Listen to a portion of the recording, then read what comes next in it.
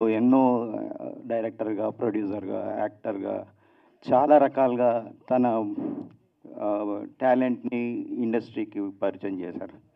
కానీ అలాంటి గొప్ప ఫిల్మ్ మేకర్‌కి ఇప్పటివరకు పద్మ అవార్డ్ రాకపోవడానికి కారణం ఏంది? సో, మీరేమన్నా మీ బీజేపీతోని సంబంధాలున్నాయి కాబట్టి, ఆ దిశగా ఏమైనా ప్రయత్నాలు చేస్తారా? ఒకటండి, ఇవాళ there are many great people who have not received Padma. మా మదర్ అనేది పక్కన పెట్టేస్తే తెలుగు మహిళగా she is the most deserving person in the world, only women in the world to direct 46 films అండి. ఇది నేను కొంత బాధతో కొంత ఆగ్రహంతో చెప్తున్నాను. ఆమె ఉన్నప్పుడే ఆమె దాని గురించి ఏమి పట్టించుకోకపోయినా ఢిల్లీ దాకా క్యాంపెయిన్ చేసామండి. నేను చేశాను, but no fruit. Forget that she is the great actress.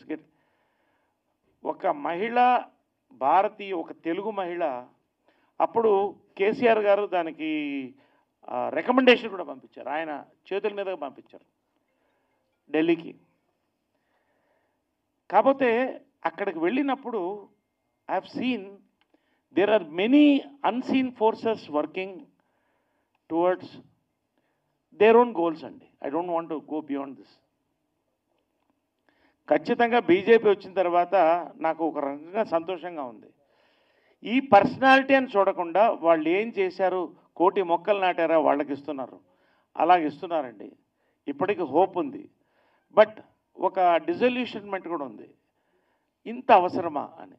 ఖచ్చితంగా ఆ టైం వస్తుందండి. తెలుగు వాళ్ళు మనం అందరం కూడా మీ మీడియా సహకారంతో I want to take it forward once again for her. ఇవాళ మీరు అడిగినప్పుడు నాకు మోటివేషన్ వచ్చింది. ఐ విల్ ట్రై ఎందుకంటే not as a son but as a Telugu film maker. చెప్పండి సార్. ఎందుకంటే మొన్న ఈ మధ్యలో వచ్చిన గ్లామర్ హీరోయిన్లకు కూడా పద్మ అవార్డులు దక్కాయి.